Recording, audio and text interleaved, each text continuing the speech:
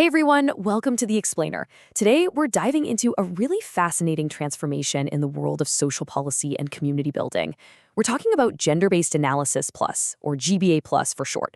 But we aren't just looking at this as some dry, bureaucratic checklist, not at all. We're exploring how it's completely evolved into this dynamic, highly effective tool for frontline workers and community organizations. If you've ever felt like standard, rigid policies just don't fit the messy, complex reality of actual human lives, well, you're absolutely going to love this paradigm shift. To kick things off, I want you to ask yourself a somewhat uncomfortable but completely necessary question. Are we just treating everyone the same, or are we treating them fairly? It's a tough distinction, isn't it? But it is absolutely the core puzzle we're solving today. Because, as we'll see, treating everyone the exact same way very often ignores the invisible barriers that some people face. Today, we're going to see exactly how to break those barriers down. Okay, let's dive into this. Here is our agenda for today. We'll start by moving beyond bureaucratic checklists, then contrast federal versus community application, deconstruct the plus, tackle equality versus substantive equity, and finally, we'll explore the transformative life cycle. Section 1. Beyond bureaucratic checklists, moving from compliance to community action. So GBA Plus actually started way back in 1995. Originally, it was just a government compliance tool in response to the UN. But frontline community work, it is definitely not a bureaucratic checkbox. Community narratives are incredibly complex, colorful, and deeply interwoven. Human lives just do not fit into neat little boxes. And that means frontline work requires a flexible, intersectional approach. You simply can't apply a standard, generic form to a beautifully complicated community and expect it to magically fix structural inequities. It just doesn't work that way. Section 2, Federal versus Community Application, Macro Policy versus Micro Reality.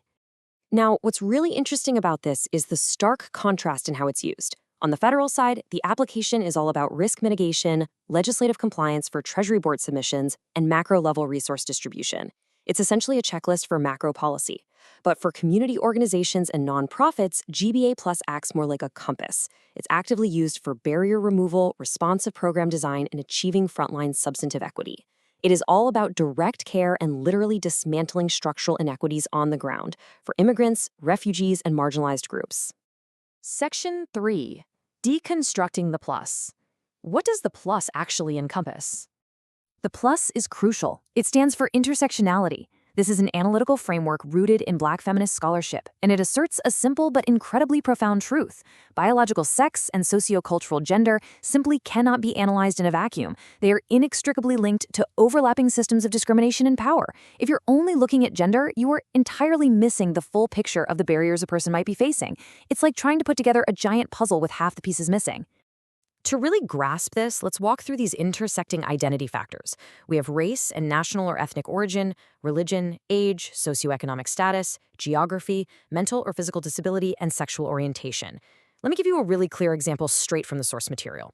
A standard municipal settlement policy is going to impact a racialized, non-disabled immigrant man living in a big city vastly differently than it will a racialized immigrant woman living with a physical disability in a rural area.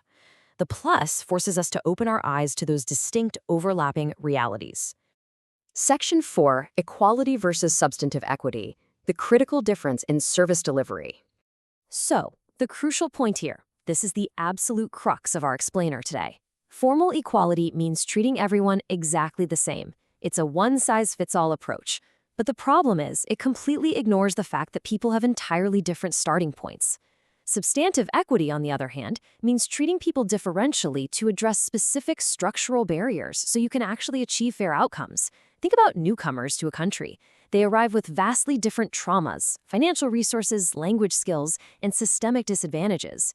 Giving them all the exact same pamphlet and calling it a day? That's formal equality. Substantive equity aggressively dismantles that one-size-fits-all illusion. Listen to this definition. Equity is an outcome where a person's social location no longer predicts their likelihood of success, opportunity, or health. Just think about how radical that is for a second. That is the ultimate goal of community-centered GBA+. We want to completely replace those universally applied protocols that fail to address structural exclusion and replace them with targeted, responsive care that actually levels the playing field. Section 5, the transformative life cycle, a continuous loop, not a static endpoint. Let's move to how this builds in practice. How do organizations actually do this every day?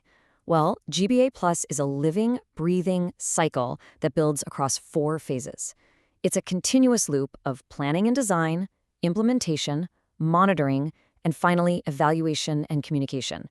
It is absolutely not a static form you just frantically fill out at the end of a grant proposal to secure funding. In Phase 1, planning and design, practitioners have to integrate GBA Plus early. Actually, scratch that. You have to ask critical, sometimes uncomfortable questions before a program is even fully conceptualized. You really want to challenge deeply held biases right out of the gate to prevent structural bias from being baked into the very foundation of your community program. Moving into Phase 2, implementation. This requires ongoing demographic awareness. You can't just launch a program and walk away, right? Service delivery has to be continuously tailored to the diverse needs of the most impacted people. For instance, if a digital literacy program isn't working for rural seniors because of cultural taboos or a lack of tech access, you pivot. You adapt the implementation. Maybe you offer a seniors tea, where tech help is naturally and comfortably integrated. Phase 3 is monitoring. This phase relies heavily on systematically evaluating disaggregated data. And what that means is looking closely at the data separated out by age, race, gender, and geography, rather than just glancing at broad generic averages. Doing this allows you to track real-world differential impacts as they happen, and that is what allows for rapid, on-the-fly course correction. Finally, Phase 4 is evaluation and communication. This final phase is all about measuring your actual progress toward that goal of substantive equity we talked about earlier. Then you communicate those outcomes to your stakeholders, funders, and the community using specific gender and diversity-sensitive indicators. It's all about proving that you didn't just check a box. You actually shifted real outcomes for real people. And this brilliantly illustrates our main takeaway for today. As we wrap up, I want to leave you with one vital question to take into your own work. Whose voices are defining the problems in your community? And how will you use this intersectional lens to dismantle their barriers? Moving from a bureaucratic checklist to true frontline substantive equity is definitely challenging, but it is for sure the only way to build communities where everyone genuinely belongs. Thanks for learning with me today.